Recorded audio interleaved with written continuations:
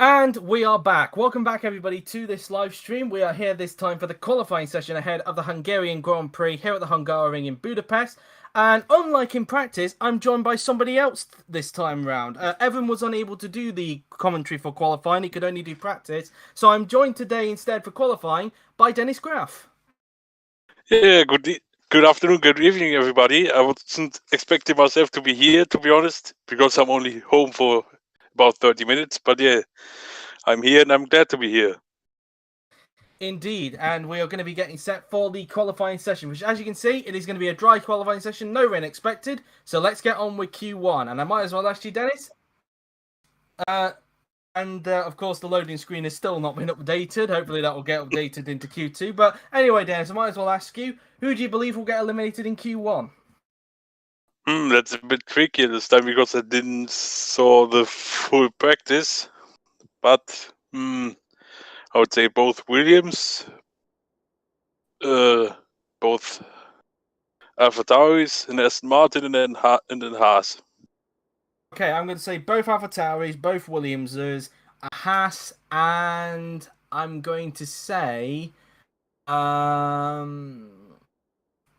who's my other pick? And Aston Martin. That's my pick. So that's what I believe anyway. So of course, you guys can leave your opinions in the stream chat as Rahul Patel is getting ready to go out onto the racetrack. But will he be beaten to the punch to get out on track first of all? Now, of course, we Yes, mentioned he this will. in practice. No, he won't. Videri will instead. We mentioned this as well in practice. Obviously, you weren't there, of course, but traffic could be a big thing around here, given how short the track is. So that could be something to bear in mind as well, especially combined with the mistake rate. And of course, given that we had one accident at turn 1 during practice, who knows really, that could be a thing to bear in mind with as well. But anyway, let's have a look at your predictions in the stream chat then, guys. Chris has said both Williamses, both AlphaTauris, a Haas and an Aston Martin. And Von Chanek has said both AlphaTauris, both Williams, an Aston Martin and a Lamborghini. That is very bold indeed. Well, to be fair to you, in practice, apart from Laura Chung, who was able to find some time towards the back end of the session, they did seem to struggle a little bit in practice. So who knows, really? Maybe this could be a tough qualifying session for Lamborghini, or maybe they'll turn it up during this session. We'll have to wait and see. But anyway, we're with Andre Videri, who's about to start a lap. And, well, Dennis, given that, of course, you obviously only just joined me in the commentary box, it is safe to say that everyone was a little bit heartbroken with what happened with Videri last time out at Silverstone. Not just a bit. That was so disappointing. I think everyone was so mad at Lopez there. He definitely deserved that penalty, but yeah, that was a huge shame. It would have been his first points and first podium. But yeah, let's focus on this qualifying lap. Yes, as Videri is starting that lap now then, as all 22 cars is out on track, so Videri won't encounter any traffic, but I would not be surprised if a lot of the drivers around on the racetrack are probably going to be encountering that traffic very soon. As Videri goes around turn 2, as now we make our way towards turn 3 and turn 4. So through the left-hander we go, as now we come around the right-hander now then, before he approaches the end of the first sector now then around this track. Of course, the track is nicknamed Monaco without the barriers, although we have had exciting races here, unlike in Monaco. A 27.149 for Videri in the first sector, 27.020 for Patel in the first sector, so a tenth quicker than Videri in that first sector, and only 2 times have come out from that first sector now then, as Videri makes his way through into the S's. A 27.275 for Quark, so he's actually down on his teammate in the first sector. A 27.288 for Chatfield, so I wonder if he's getting held up, because he should be, you would imagine he'd be a bit quicker than that. A 27.293 for Fraser, and it's a 53.789 for Videri in that middle sector now then, as he now makes his way towards the final 2 turns on the racetrack now then, as he flicks the car in through the left-hander. The long swooping left-hander we go, as Videri now makes his way towards the final corner and onto the pit straight now then he will go. And let's see what the benchmarker time is going to be then for the Italian as Videri crosses the line, and it's a 1 minute 15.169. Here comes Rahul Patel in the Lamborghini. Across the line, he will go, and he goes quickest by 0.4 of a second. Here comes Roman Quarg in the Alfa Romeo now then, as he just makes his way through into the final turn. And Quarg, who is now coming across the line, where can he go? And he goes into third. He's behind teammate Videri. Chatfield across the line, goes into third. Here comes Galloway across the line, goes into second. Berinen goes into second, 1/10 off of Patel. Here comes Fraser in the Haas across the line. He will go, slots into 7th. Willows across the line in the McLaren. He goes into 3rd there. Here comes Roland Motrin in the Aston Martin now then. He could be a bit of a man under pressure to perform, really, to try and keep his seat at Aston Martin for 2022. But Motrin across the line, and he goes into 9th, 1.3 seconds off Patel. 8th for Kirishima Teresa, not a good time. Garma goes to the top by 0.3 of a second, 0.333 to be exact. A 1 minute 14.386. Kupok across the line, slots to 12th. Roke across the line, goes into 8th. Not a good time there for Roke on his first lap. Carr across the line, only good enough for 10th, a second off of Garma. 5th for Anderson, that's a very good first lap for the Aston Martin driver. Here comes Miklos Gau, he goes into 15th. Here comes Griffiths across the line, goes into 14th. Sontag goes into 10th, ahead of Carr in fact. 5th for Evan Byrne. Here comes Amelia Wilson and the Haas across the line. She will go now then, and she goes into 18th. Laura Chung goes into 10th as Lopez, using a bit of slipstream, goes fastest by 1/10 of a second, a 1 minute 14.249. And a few days after the announcement that an Argentine Grand Prix would be on the calendar in 2022, Lopez, a very good first lap for him. Yeah, very good first lap for him indeed. I think that announcement that he will get a home Grand Prix has boosted him even more than before. But yeah, he will definitely impress the Argentinian fans. Rob has actually put his predictions, because it turns out he actually put one above, but I actually didn't see it. He put Roland, Miklos, Jamie, Felix, Amelia, and Fraser to be eliminated in Q1 there. So they are his predictions there. So far then, Lopez at the top, and the drivers currently in the drop zone are Fraser, Griffiths, Motrin, Wilson, Gal, and Cupot. So not really too many surprises in that bottom row, and we did expect AlphaTauri to potentially struggle around here, because they were towards the back of the field in practice, and given that this is not a power track, which is the only strength that their car has because of the fact of how quick the Honda engine is on a straight, they're definitely going to struggle around here, it's fair to say. And so far they're living up to the pace that they showed in practice earlier on, being 21st and 22nd. Cupot the only driver over 2 seconds off the pace. Carr a little bit off on his first lap there, Dennis, over a second off of his own teammate there. He didn't look like he got held up. Maybe a mistake, who knows? Maybe it's a slight mistake, but also, as we know, as we've seen a lot of times, the Mercedes isn't as competitive in the qualifying as in the races. So maybe, I don't know. I think there was a bit pace-wise at first slow lap, but I'm not completely sure. Yes, indeed. And yes, Rob, I did get a chance to see the leak calendar. In fact, I shared it in this little screenshot that we're in on Discord. I was correct on it being 24 races, if this leak calendar is to be true. But I am surprised with some positionings of some of the races on the calendar, but at the same time a little bit angry at some places, especially with some placements, but I'll probably share my opinions later on in the motorsport chat if I ever get a chance. But that's all I have to say. But some interesting positionings for some of the races, it's fair to say. And it's fair to say that from my predictions that I gave in the motorsport chat, I'm way off the mark. So there we go there. But anyway, that's for another topic. Anyway, we're going to get ready for the second flying lap soon, because Joseph Willows, who's currently in 5th place in the McLaren, is out on the racetrack. And we might as well talk about Willows, Dennis, because last time out at Silverstone, deja vu for him, because for the second season in a row, he was taken out on the first lap in his home race. Yeah, but I think this time actually wasn't his fault, apart from 2020. So yeah, he definitely want to bounce back here. And his first lap here, Q1, was quite good. Currently in 5th position, McLaren do usually tend to go well on well, we actually don't really know with the restraints in the McLaren really, because they have been a little bit all over the place. They sometimes turn up and sometimes they don't. It's been a bit of an inconsistent season for McLaren, and well, it'll be interesting to see where they end up after this session. But anyway, Willows is about to start his second flying lap. There's a few other cars behind. There's still some cars in the pits. Willows will be hoping none of them come out when he's there. There is a Mercedes coming out, but luckily for him, he gets out just in front of whichever Mercedes that is. That, I believe, is Armar Carr that's come out onto the track. Probably not the best place for Carr to come out, considering he's down in 15th at the moment in the standings. And if he gets held up by Willows, that's going to be a bit of a problem for him, as he now makes his way down the hill towards the end of the first sector. Let's see what it's like compared to his personal best. He's actually 81 thousandths down on his personal best and 2 tenths down on Franco Lopez in the first sector as he makes his way through the long swooping right-hander. Carr not quite close to the gearbox yet of Willows, but he's not that far off at the moment, so I wouldn't say he would be held up so far, but he'll definitely need to try and clear him on the pit straight if he wants to get a clean lap, and also he'd get an extra dose of slipstream if that were the case. But at the moment, he's not really getting onto the gearbox of him at the moment. In towards the second sector, 1 tenth down on his personal best in that middle sector as he now makes his way through into the right-hander. And now coming towards the final 2 turns on the racetrack, as we've got a yellow flag. In fact, it's down in turn 1, and it's Anderson.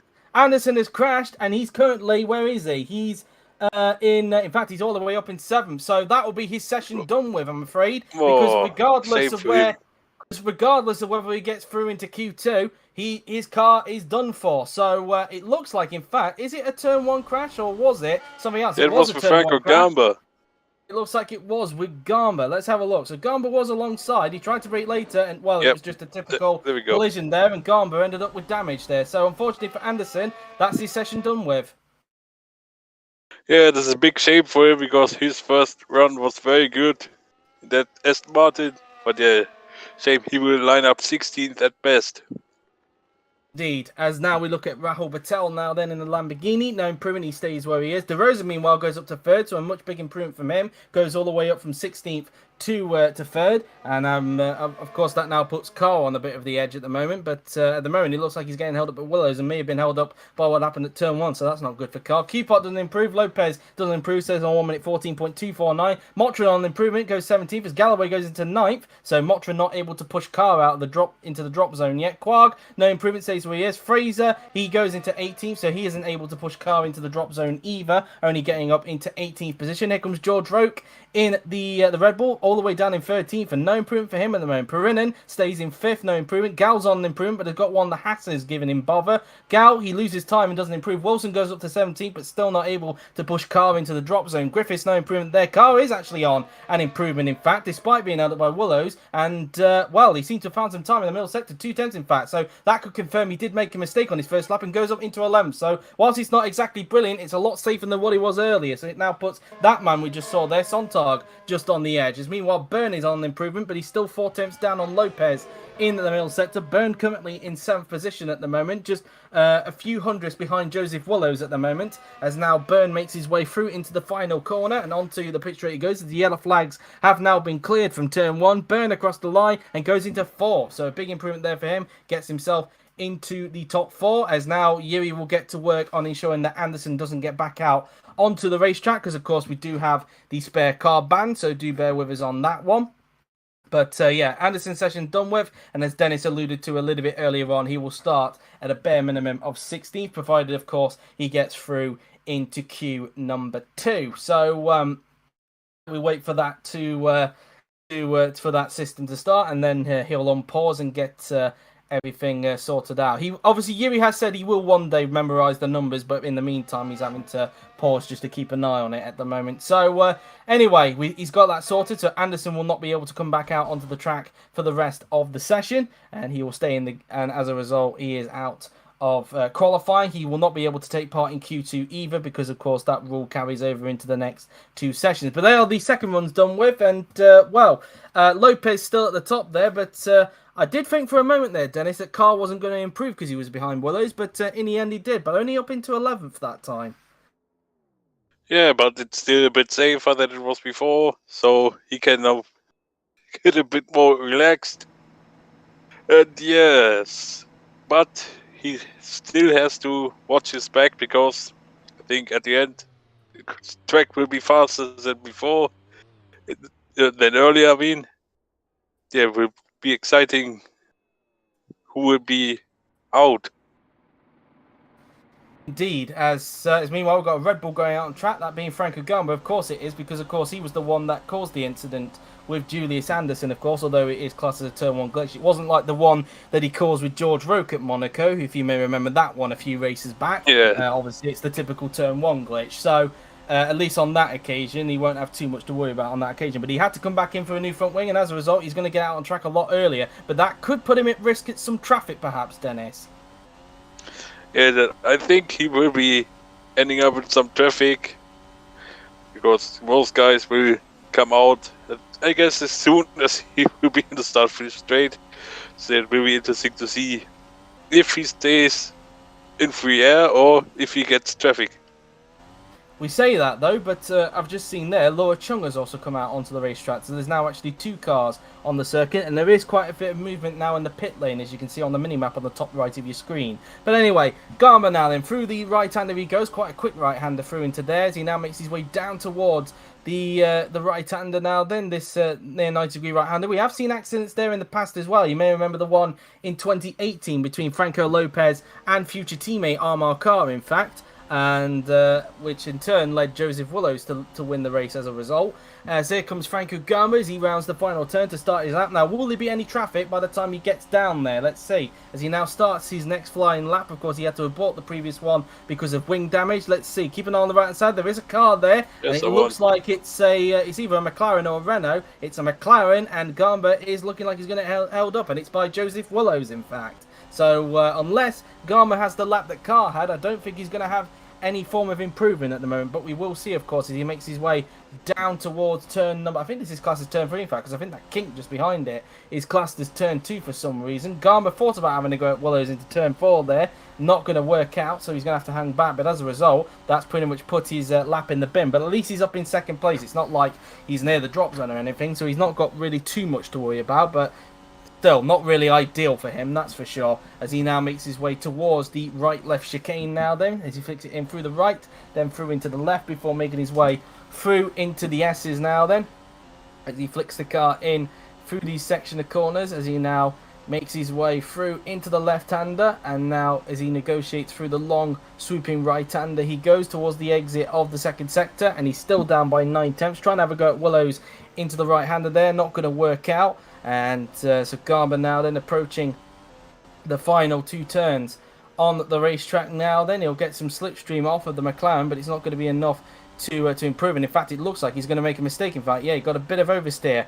going through into the final corner there as he now makes his way onto the pit straight. I don't think this is going to be an improvement as a result across the line. And nope, no improvement there for Franco Gamba. As here comes Laura Chung now then as she makes her way towards the second to last corner. I'm just trying to keep an eye on what's going on at the first corner, and as nothing's happened there, because I thought for a minute there'd be a little bit of an issue between Willows and Gamba, but thankfully not. Here comes Chung now then, coming down the pit straight, and across the line she will go. No improvement, she stays where she is at the moment, as Verderi meanwhile was up on his personal best in the first sector, still up in the second sector by 4 tenths of a second. So Verderi looking at a very big improvement here at the moment. He's 2 tenths down off of Lopez in the second sector, so who knows really, he could actually get himself into the top 5 here if he can keep this up. I mean, Verderi, you could say he's been on a bit of a roll these last couple of races, been actually sort of matching Quarg in the last couple of races, and pretty much at a critical time really, considering his name has been put forward for potential candidates for Aston Martin next season. Goes to 3rd, in fact, so he surpasses that.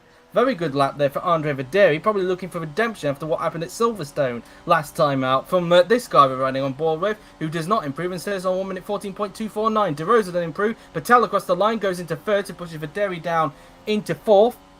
And if I were Roque, I'd be a little bit worried because he's down in 14th. Chatfield doesn't improve. He stays down in 13th. It's a bit surprising, really, seeing the Ferrari struggle in this session. Maybe they're just saving for a bit. Quarg doesn't improve, and he's now down in the drop zone as a result because Fraser has gone up into 14th. So Quarg could get eliminated here at the moment. Roque, no improvement. He stays where he is. Time. Here comes Willows across the line, and no improvement for him. He stays in 8th, and Roque is down in 15th as well, so he could be in danger. Gall improves, but only up into 20th, so he could be out. Q-Park improves to 20th, as Galloway improves, but stays in 10th position. Here comes Griffiths. Around the final corner he goes now then, and down the pit straight comes the Welshman now then, and across the line he will go. He's currently in last, and he stays in last, stays 22nd for the moment. As here comes Jesus Perrin, and now then, as he now makes his way into the final 2 turns on the racetrack now then, into the final corner and onto the pit straight now then will come the Spaniard as he now makes his way onto the pit straight and across the line he will go now then, and he does not improve, he stays where he is. Here comes Amar Khan in the Mercedes across the line and he goes up to 4th. That's a big improvement there for him indeed, much better from him there. Sontag, who's currently in 16th, doesn't improve, stays 16th. Wilson improves to go off into 13th, but that pushes Sontag into the drop zone. Roke is right on the Tiffering edge at the moment. He's in 16th. Motrin across the line, no improvement. He stays in the drop zone down in 19th position, and these are these runs done with, and who knows, for some of them this could have been their final laps. So let's wait and see if anybody else goes out. If it passes the 1 minute 14 mark, then they will not be able to get one more lap in. But George Roke really struggling in this session, Dennis. Yeah, indeed. I don't know what's going on with him in this Q1 session, but luckily for him, if you look at the time, I don't think we will see another car doing a lap. Yeah, I think that we'll see Rogues in Q2. We'll see, of course. The second mine's still 16 seconds for anybody to try and get out quickly enough to do one more flying lap before Q1 comes to a close. As we'll wait to see. We're at 20 now, 19, 18, 17, 16, 15, and then 14. And yep, there you go. That will do it. In fact, the Renault just too late there to go out on track. That being Evan Byrne, but it's not going to matter. So we have our bottom 6 as a result. Sontag, Quag, Motrin, Coupot, Gal and Griffiths out in Q1. So George Roke only just scraping through into Q2 there. He really needs to step up in the next session. Yep, indeed. And also, we will only see 15 cars in Q2 because, of course, Anderson won't take part in Q2 after he's got taken out. Yes, indeed. As of course, it will mean that Anderson will start in 16th, as you said there, because he has made it through into Q number 2. However, because he had a crash with Franco Gamba, which caused Gamba to lose his front wing and Anderson to lose a wheel. That's Anderson's session done with, so he will start in 16th position for tomorrow's Hungarian Grand Prix, which means as a result, only 15 cars will be taking part in Q number 2, and those, of course, being obviously Lopez, Gamba, Patel, Carvaderi, DeRosa, Byrne, Perinen, Willows, Anderson, Galloway, Chong, Wilson. In fact, not Anderson. Willows, Galloway, Anderson. Chong, Wilson, Chatfield, Fraser, and Rowe. I tried my best not to read him there, but too late. Anyway, Ron, 0. Checkered flag is out. That's the end of the session. Byrne not able to make it, obviously. But anyway, that's that done. Lopez, Gamba, and Patel, your top 3, and your bottom 6, just to remind you, Sontag, Quag, Motrin, Coupot, Gal, and Griffiths. So, just going to take a brief pause for the moment, and then we'll come back with Q number 2.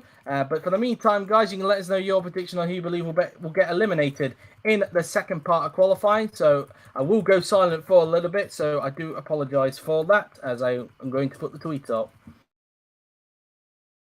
Yeah, but in the meantime, I have to say, we've seen good laps from both Haas and Federi. It was impressive from all 3 of them.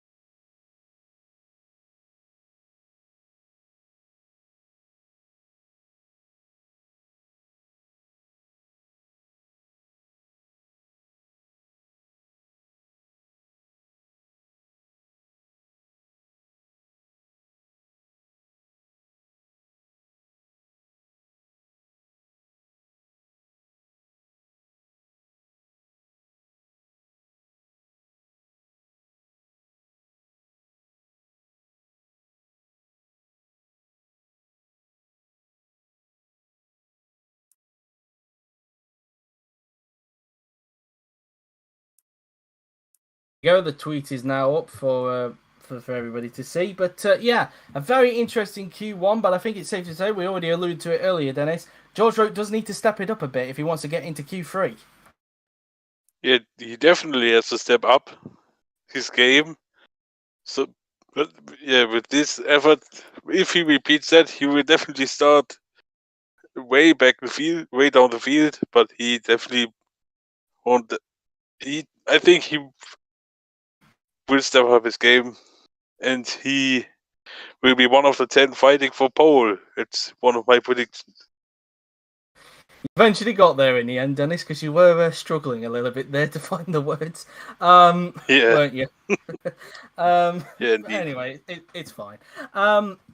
But yes, of course, George will definitely need to step it up in queue number 2 if he wants to get into Q3. Of course, as we mentioned earlier on, there'll only be 15 cars taking part in queue number 2 due to Julius Anderson crashing out in Q1, and as a result, he will start in 16th for tomorrow's Hungarian Grand Prix. It'll just be a case of who will be joining him in terms of him being eliminated in queue number 2. But we've got the stream back up.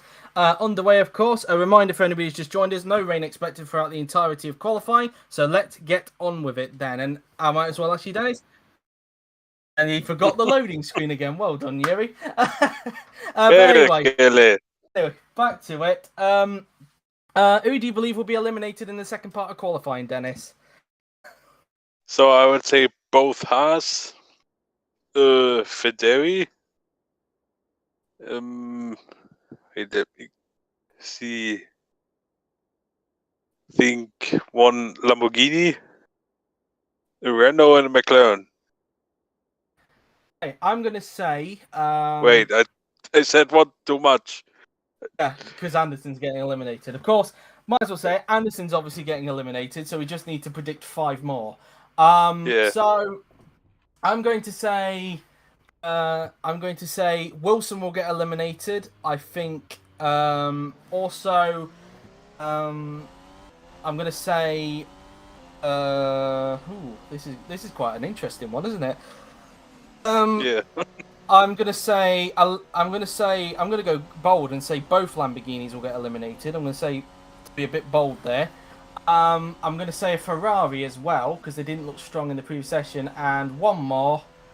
I'm going to say a McLaren. I actually think Videri will actually get through into Q3, given by the strong performance he was able to show in Q1. But of course, that could all change. Of course, as mentioned, only 15 cars in this session due to the crash that Anderson had in Q1. So it's only really the bottom 5 that we need to be interested in. So anyway, Patel is the first driver out on track. So let's read your predictions in the stream chat. Fonchanik has said, obviously, Anderson because he crashed out. Videri, both Hasses, a Lambo and a McLaren.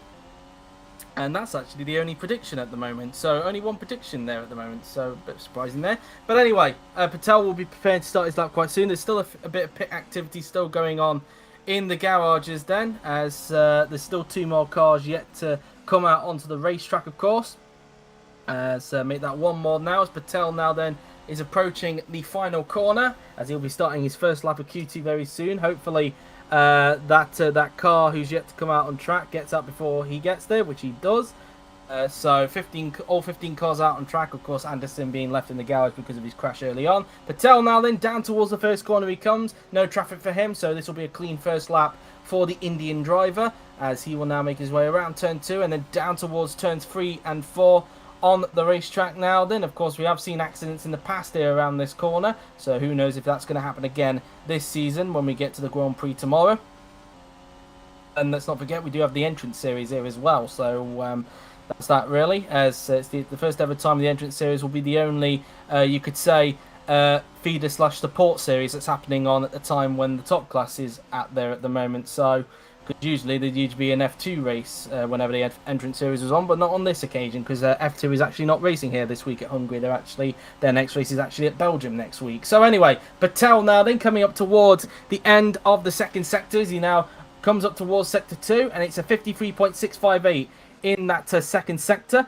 Pretty close first sector, if I say, but not too surprising really because of course there's not really much to it really. It's only a few corners and then just a straight really. There's not really much in that, but anyway, Patel now then coming up towards the final corner and onto the pit straight now then He will go, and let's see what the benchmarker time is going to be in Q2. Patel, across the line, he will go. It's a 1 minute 15.094. Here comes Kirishima DeRosa in the McLaren. Across the line, he will go, and he goes into second, 2 tenths off of Patel. Galloway across the line goes fastest by 79 thousandths of a second. Chung slots into third. Here comes Emilia Wilson, looking a bit ragged on the exit there, but she goes into fifth. Chris Chatfield goes fastest by 4 tenths of a second, so now we're starting to see the pace that he was able to show during practice. As now we look at Daniel Fraser across the line. I actually forgot about Fraser in this session, in fact. So maybe one Haas will get through. That's my bold prediction there. Rote ninth.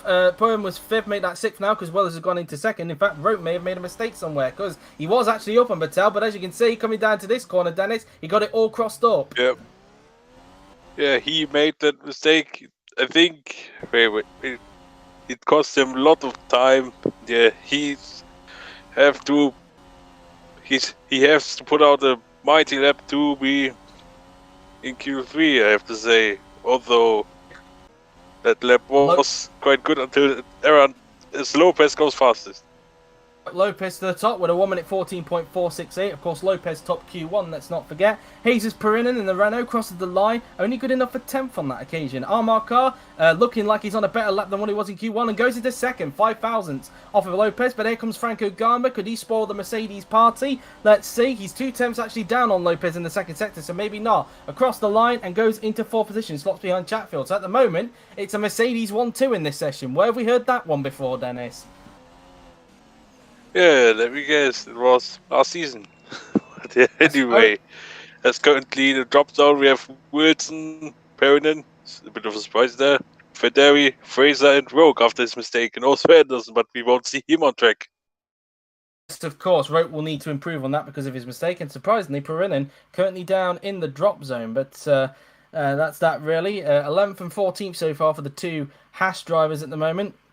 As you're making a little bit of a joke there about the Mercedeses towards us in the stream chat. But anyway, 5,000 separating both Lopez and Carr at the moment. Chatfield finally being able to find the pace that he was able to show in practice a little bit earlier on to be in third. Gamba in 4th position. So far, Willow's showing the same pace that he showed in Q1 so far. DeRosa just tilting on the edge of the top 10 at the moment, although I wouldn't be surprised if Perinen and Rote find some time to maybe push him down a bit. But of course, there's always room for improvement for all of these guys. Of course, usually on the first laps, you will see mistake and maybe even traffic being a thing around here at Hungary.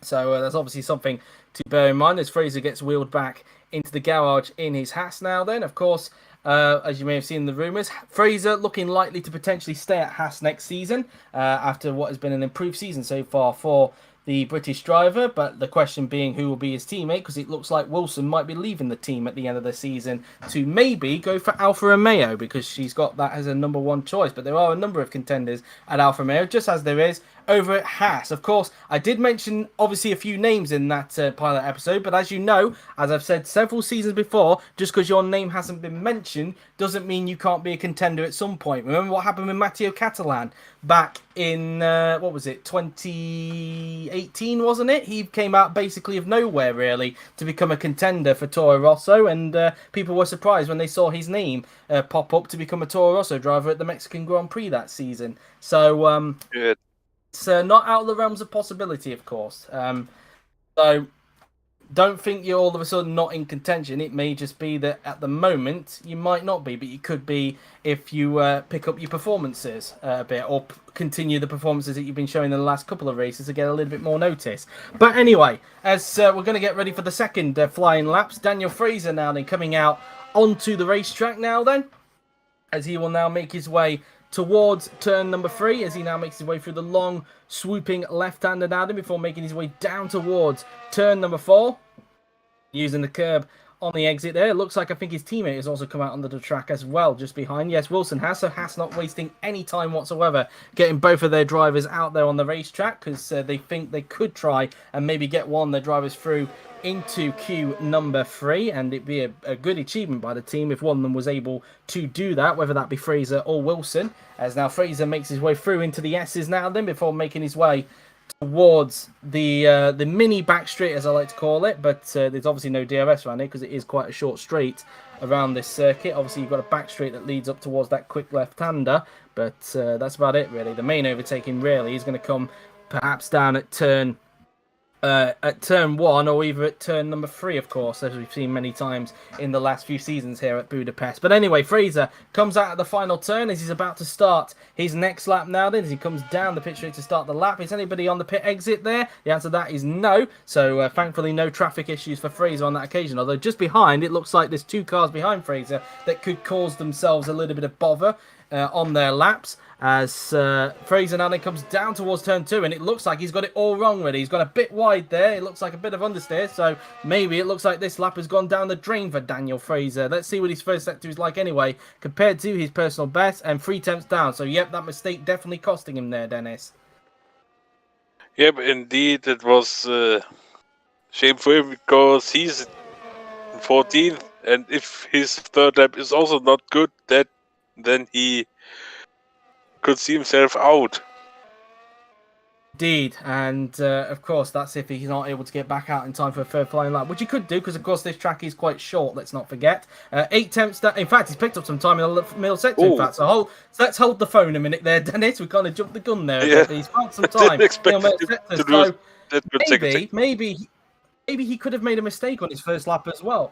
He may have made a mistake on his first lap. You never know, of course, and he's actually starting to pick it up. But anyway, let's see what Fraser can do. Across the line he will go.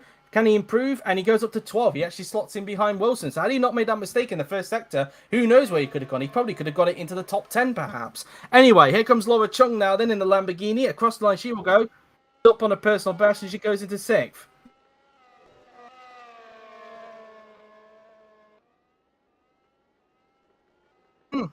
Oh. They are. Fraser could have had a very good lap if it wasn't for that mistake. I bet he's probably kicking himself as a result. Anyway, Roke's on improvement. We expected this, and there you go. That's more like it. To the top of the time, she's got nearly 4 temps. A 1 minute 14.069. That's the quickest we've seen. Perinin goes up to temp, so he gets himself out of the drop zone, but pushes his own teammate into the drop zone instead. Patel's on improving season 9. Burn, meanwhile, is on improvement. Can he push his teammate back into the drop zone? He can. He goes up into 6th. Here comes Willows across the line. No improvement. He stays where he is. Carr is not on an improvement. Across the line he will go. Stays in 3rd. Garnbury is not on an improvement, and across the line he goes. He stays in where is he? 5th position. Lopez not on an improvement. Across the line, not able to go back to the top, and stays in 2nd. Videri across the line he will go, and he stays in 15th position. Fraser going back into the pits as Wilson and the Ferrari still holding each other up after the laps were completed. But yeah, a very, very big lap there from George Roke, Dennis. Yeah, that was what he needed, and now he's definitely back in contention for a very good starting position. You know, I think, as I said before, he will be in Q3 very surely indeed.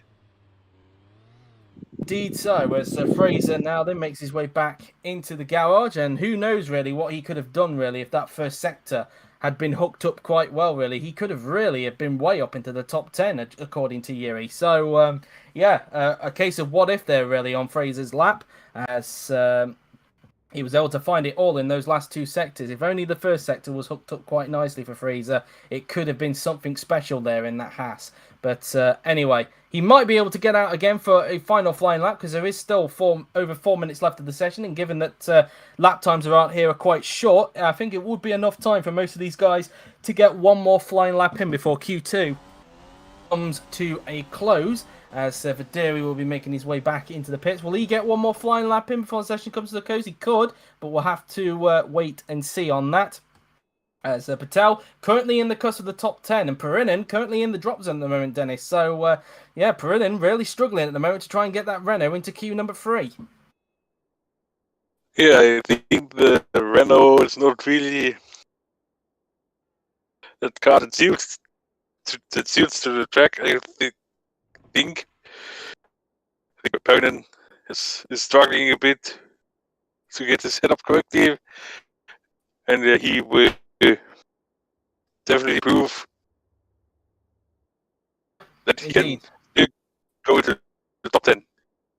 Indeed so, and so we'll have to wait and see really if Perinin can find some time. Of course, there's still plenty of time for people to get out there and do one more flying lap. Not seeing much movement yet in the garages yet, so nobody feeling the urge to move just yet, as so far currently in the drop zone. As I say that now, Galloway has come out onto the racetrack, so he'll be the first to do one more flying lap in this qualifying session. But so far in the drop zone, we have Perinen, De Rosa, Wilson, Fraser, and Vaderi at this point in time, as he now makes his way towards turn number 3. Also on the racetrack, we have Amelia Wilson trying to give herself one more chance to try and see if she can get the Haas through into queue number 3. And given that Galloway is not going to get held up by her this time, hopefully it's going to be a clean lap for him, unless somebody comes out of the pits by the time he comes back around. Then that will be once again a bit of a problem for Galloway, and he'll have to hope that he's done enough to get through into Q3, given he's so far only in 9th position. De Rosa has come out onto the track, as has Galloway's teammate Chris Chatfield. At this point, Patel has come back out onto the track, as has Fraser, to try and see if he can hook up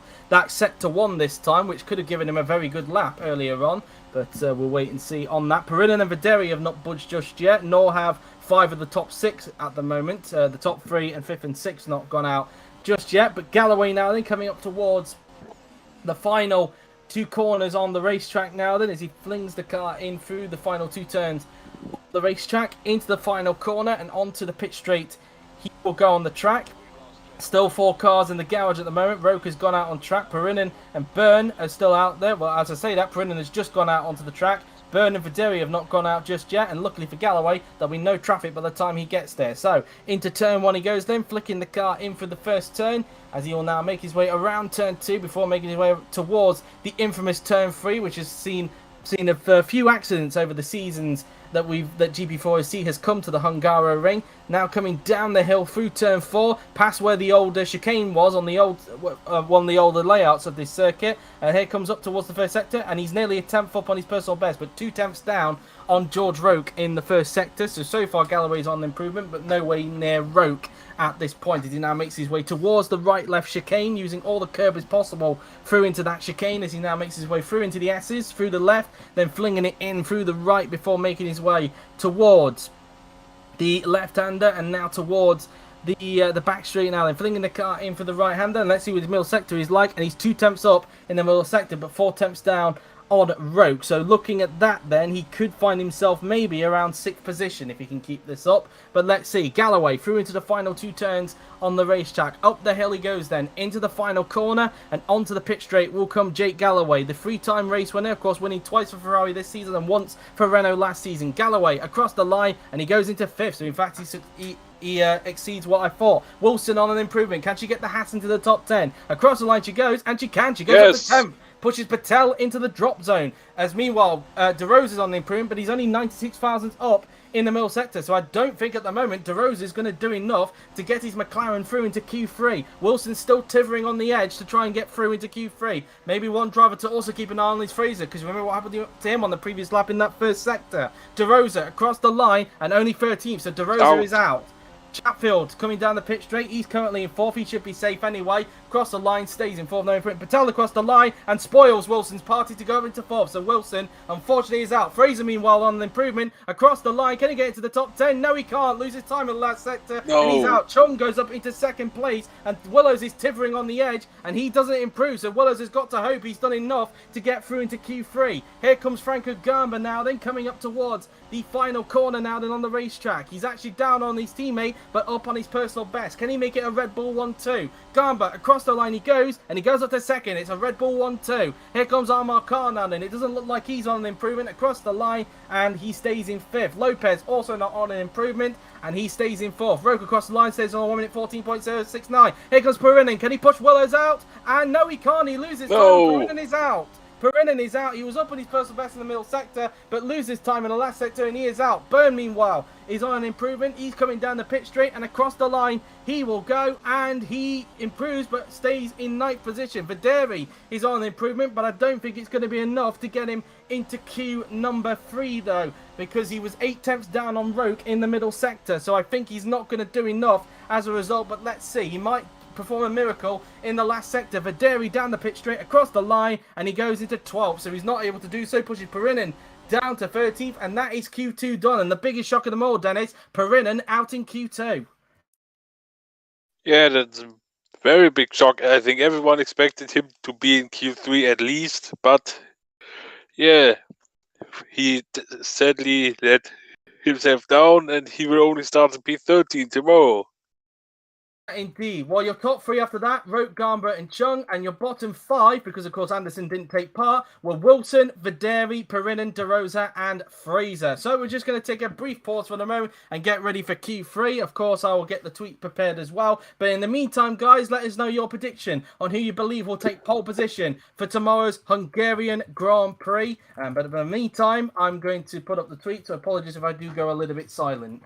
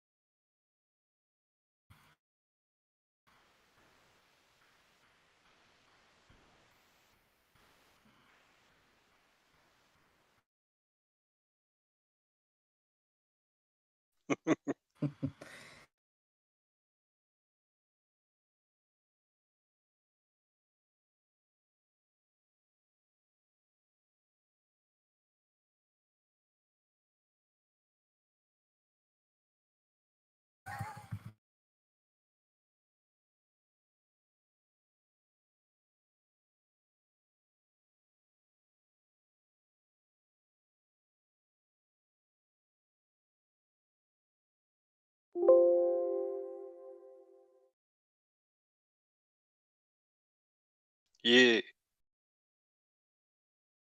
Man's mission to get a graphic on the loading screen there. Anyway, I'm nearly done with the tweet. So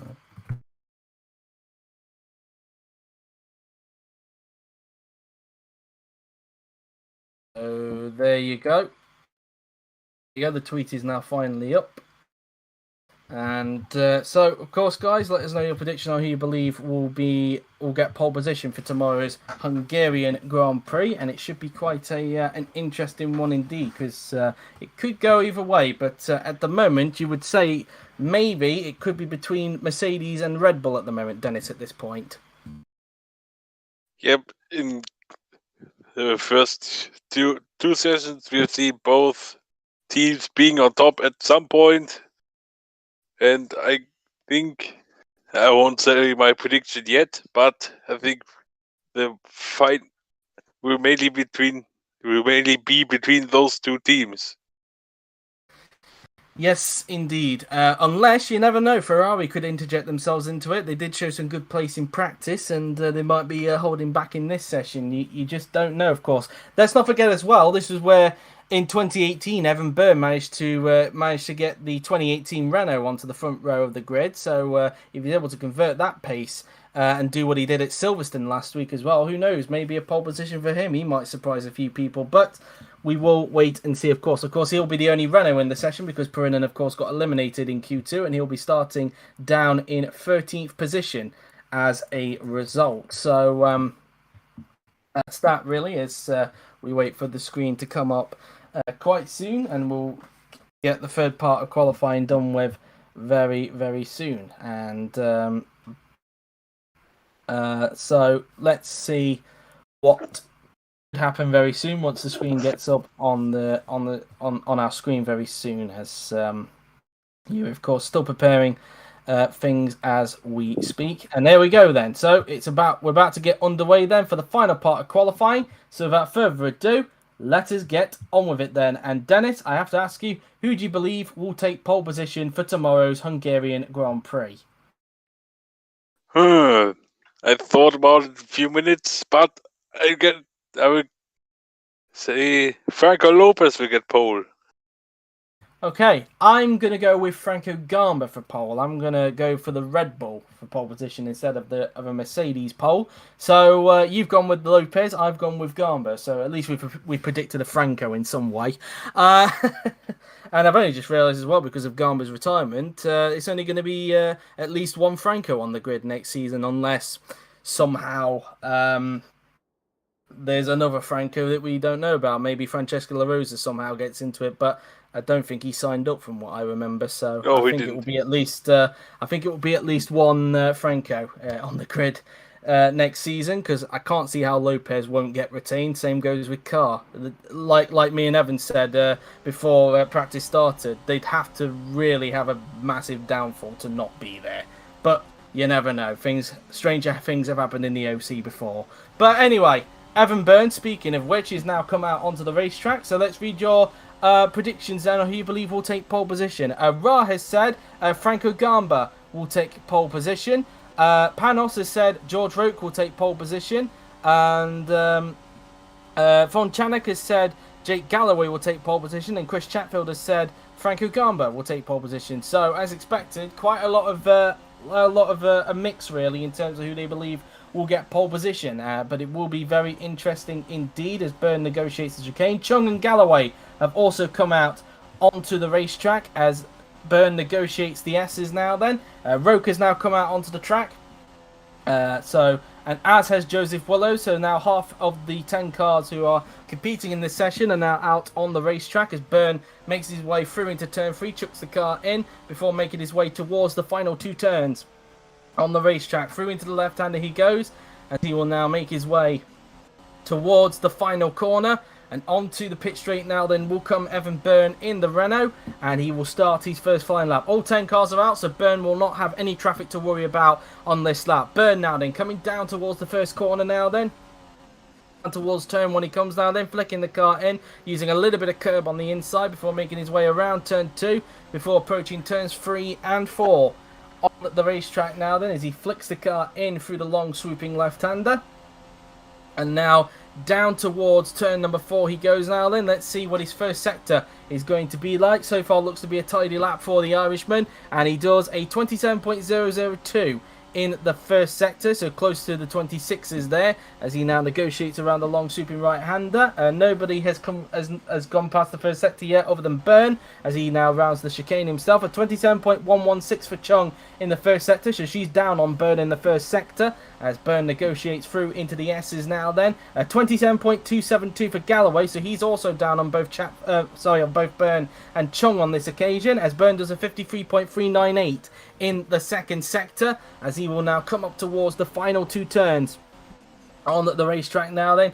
Into the second to last corner he goes, a long swooping left-hander, and now into the final corner and onto the pit straight comes Evan Byrne in the Renault as he'll now make his way onto the pit straight, and across the line he will go. What is the benchmark time going to be? It's a 1 minute 14.620. Obviously not the quickest we've seen because Roke did a 1 minute 14 dead in Q2. Here comes Laura Chung now then, who just comes around the final corner in the Lamborghini. She now comes onto the pit straight and across the line she will go, and she goes into second. In fact, she gained a bit of time on Byrne in the final sector, 96 thousandths off overall in the end. Here comes Jake Galloway in the Ferrari. Across the line he will go, and he goes into third, 7 tenths off of Byrne as Roke is 1 tenth off of Byrne in the second sector there. So far Byrne currently up on Roke on this lap as Roke negotiates through into the final 2 corners, and now up towards the final corner will come George Roke in the Red Bull as he now makes his way onto the pit straight. Where can he slot himself? Roke, who topped Q2, crosses the line and goes into third. In fact, 2 tenths off of Byrne. Willows goes into fourth, slots behind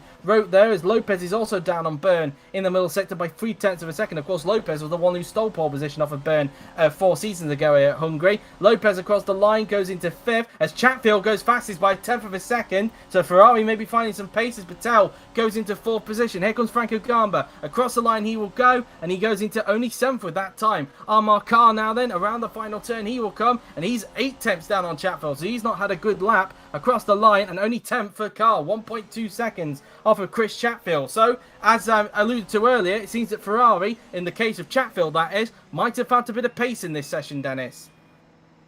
Yeah, not just a bit. That was a great lap from Chatfield, but the laps from the others are not as good as the Q2, so they still can improve. Indeed so.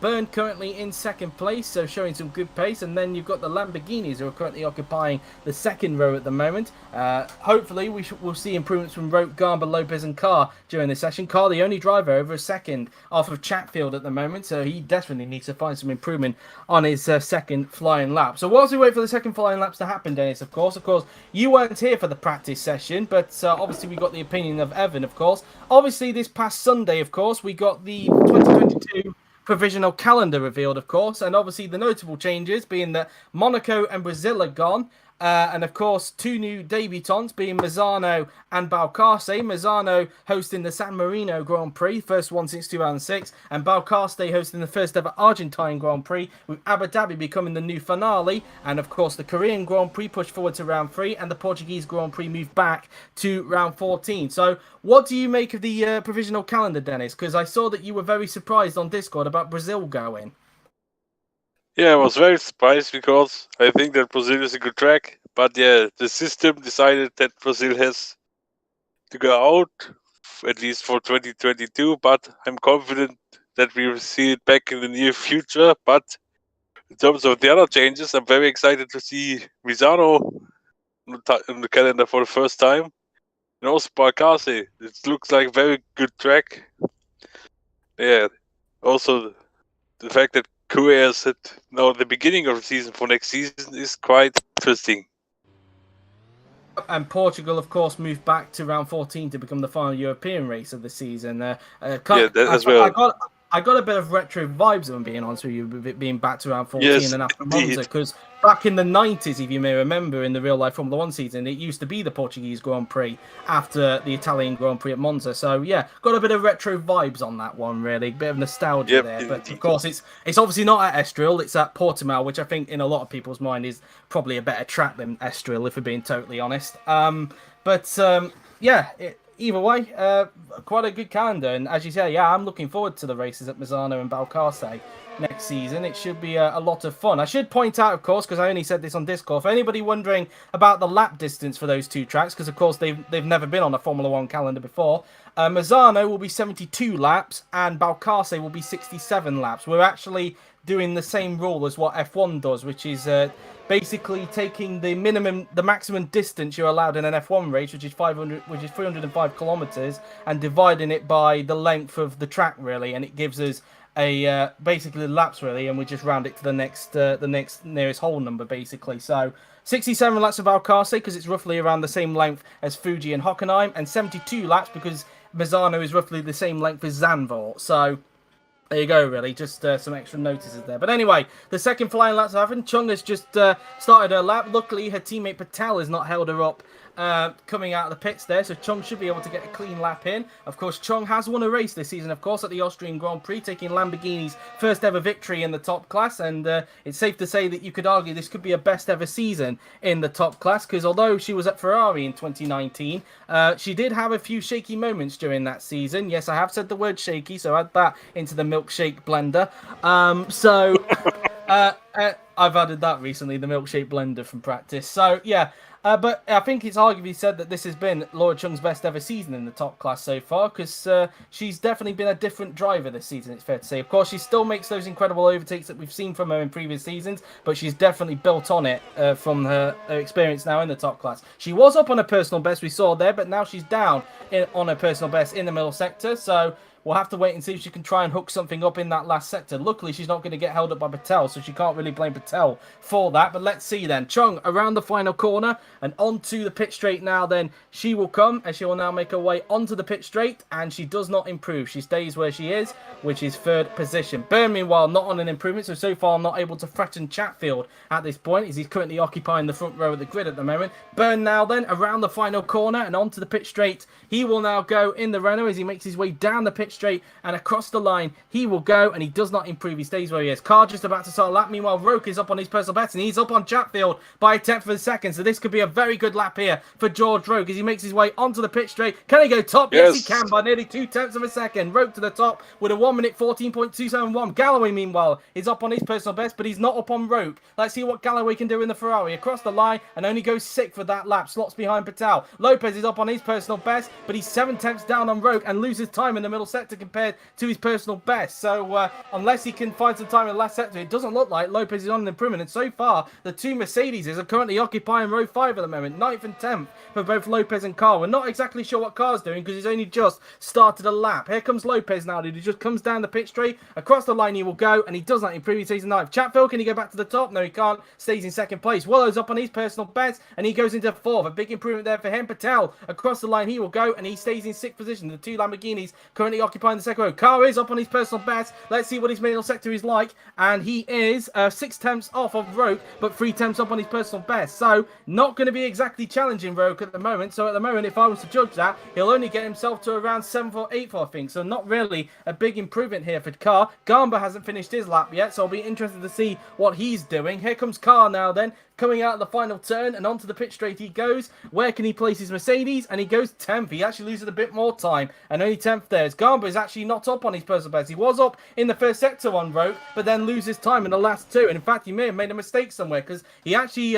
stays in 7th place. I think he improves on his personal best, because yeah, look, he was up on his on the first sector, but there, look, is where he made the mistake. Yeah, he got a bit too fast. Went too fast going into the right-hander there, and that might have cost him a chance at making it a Red Bull front row lockout. Of course, he may have time yet to do one more flying lap, because there is still plenty of time left, but he was able to find time in the last sector, but only good enough for 7th, so who knows really. That might have wrecked Red Bull's chances of locking out the front row there, Dennis. Yeah, but there's still one lap for everyone to go, so the grab what I want to talk about, the grid or the top 10 could look very much different in the end to what it looks now. But we have to see what happens. Yes, indeed, and we'll have to see if Mercedes are able to find some time in their final flying lap. And again, as we've mentioned throughout the season, Mercedes, inconsistent in qualifying, but just have the brilliant race pace to make it up, really. And that is what has been keeping Carr in this championship fight between himself and Garmer. A lot of people, I think it's safe to say most people believe it is a fight between Garmer and Carr this season for the World Championship. Unless Perinen and Lopez can find a way to get themselves back into it, really. But with Perinen down in 13th, it's going to be a bit of a task for him tomorrow if he's going to get himself back in the title fight.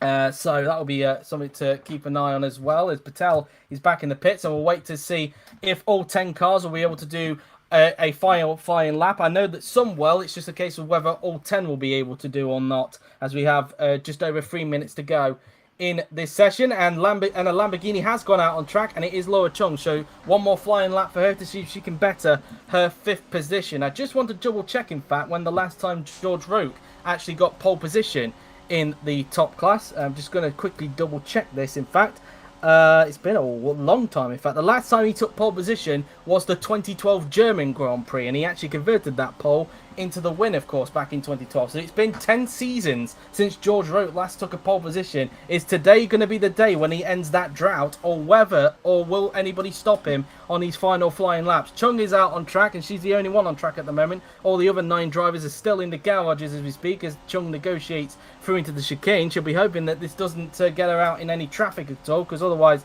that will be a disaster. But now on track we have Evan Byrne in the Renault to see if he can try and snatch pole in the dying seconds, just like he did at the British Grand Prix last week, as Chung now then makes her way through into the right-hander. And now coming up towards the final 2 turns on the racetrack will come Laura Chung in the Lamborghini, as she will now be preparing to start her final flying lap of qualifying now then. Lopez on track to see if he can get any higher, as has Galloway. He's come out on track. Will any traffic be out there to affect Laura Chung's lap as she now starts her final flying lap? Keep an eye on the right hand side of your screen now then, and thankfully Chung is not going to get impacted by any traffic, so this is going to be a clean lap for the Chinese driver as Chung now then makes her way through into turn 2 and now making her way down towards turn 3 and 4. I was wondering when dog commentator would appear, but right towards the end of qualifying she decides to pipe up. So anyway, as now heading down towards turn 4 on the racetrack now then, let's see when Laura Chung is going to make her see if she is able to find an improvement, and she's 54 thousandths up in the first sector but 10th down on Roke. So let's see what the next 2 sector is like, because as we've seen so far in this session, drivers can tend to lose time in the second sector because that's where most of the twiddly sections are of the racetrack is, as now Chung makes her way towards the S's now then. The first S's through the left, then through the right, and then the second S's, which is a little bit more quicker than the first one, flat out for the left, and then just a lift off of acceleration through the right-hander. Let's see what her second sector is like, and she's 94 thousandths up on her personal best in the second sector, nearly 10th up, but 2 tenths down on Roke overall in that second sector as Chung now makes her way into the final 2 turns on the racetrack now then. Go then into the final corner and onto the pit straight now then. She will go now then in the Lamborghini onto the pit straight. What can she do? Across the line goes Chung. Can she improve on the 5th position? And she can. She goes up to 3rd. Yes. A big improvement there for Laura Chung. I'm not sure if everybody's going to be able to get one more flying lap in. I think most of them will, but some of them I don't know. We'll have to check on that. I think they all will, but I could be wrong on that. Byrne, meanwhile, down on his personal best in the first sector so far, not looking like he's on an improvement. Byrne, let's see his second sector, and he's actually found some time in the middle sector. He's 26 thousandths up in that second sector.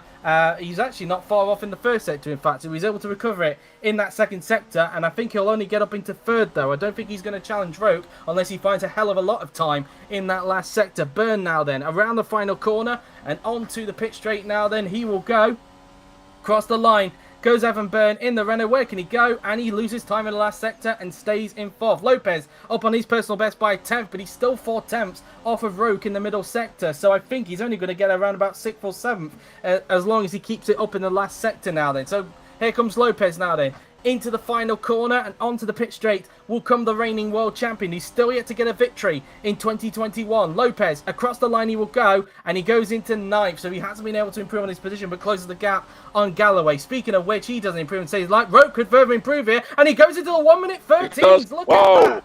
George Roke, 1 minute 13.963. What a lap from George Roke there to pull his advantage to 4 tenths of a second. What a lap from him indeed, increasing his advantage to nearly 5 tenths. Patel, no improvement. He stays in 6th position. Chatfield now then. He looks like he's not going to threaten, but looks like he could be starting on the front row, it seems, at the moment. Through the final turn then goes Chris Chatfield in the Ferraris. He makes his way onto the pit straight. Across the line he will go, and he doesn't improve. He stays in 2nd place. Willows is looking like he's on an improvement either. Across the line, and he stays in 5th position. Carr is also not on an improvement, so it looks like it's going to be a row 5 lockout for Mercedes. He was up on his personal best, but loses time in the middle sector. Finds time in the last sector. Garber goes to the front row. It's a Red Bull front row lockout. He comes out of nowhere. Garber up into 2nd place, and it's a Red Bull front row lockout. But for the first time since the 2012 German Grand Prix, it is George Roke who has taken pole position for tomorrow's Hungarian Grand Prix, his first pole in 10 seasons. So we're now going to mute ourselves and let us see this amazing final flying lap he did.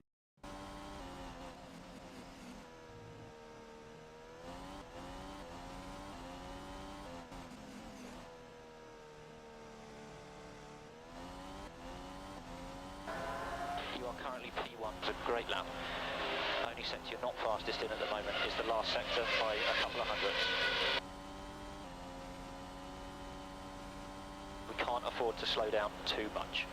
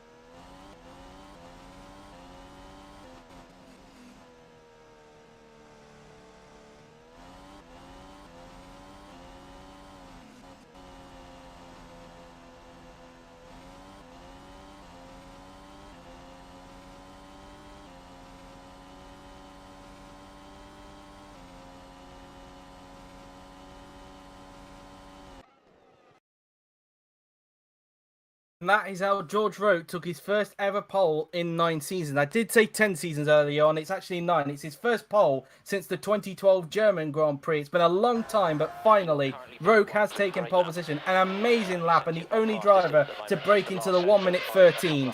Unbelievable lap from Roke there. Nearly 2 tenths quicker.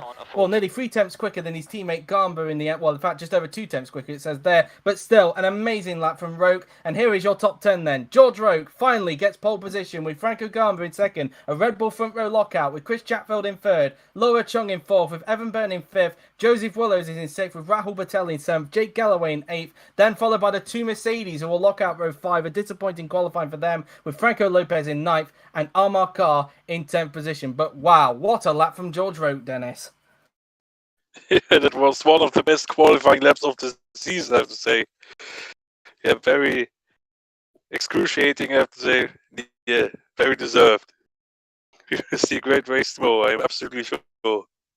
Is this where we're going to finally see the turning point for George Roke and really kick off in the second half of the season? And will he finally maybe get victory this season and his first win in a Red Bull? That will be very interesting to see. But that's all for tomorrow, of course. That has been it then for the qualifying session. I hope you have enjoyed it. A very enjoyable qualifying session. And George Roke finally getting pole. Can he convert the win tomorrow? That's going to be the question. But that has been it then. I hope you have enjoyed it. Of course, tomorrow at 3:30 p.m. BST, we of course have the third ever entrance series race, the midpoint of the season here at Budapest as well. Before at 5 p.m. BST, of course, tomorrow we have the 70-lap Hungarian Grand Prix. Of course, we don't do the commentary for that. We allow George to do that for the highlights. And of course, Bentz as well, because this will be his first of 3 races this season that he'll be doing Hungarian commentary. So do look forward to that as well. But until then, guys, that has been it. I hope you have enjoyed it. So thank you all for watching. I've been JW97. He's been Dennis. And we will see you tomorrow at 3:30 p.m. BST for the entrance series and at 5 p.m. BST for the 70-lap Hungarian Grand Prix. Till then, take care.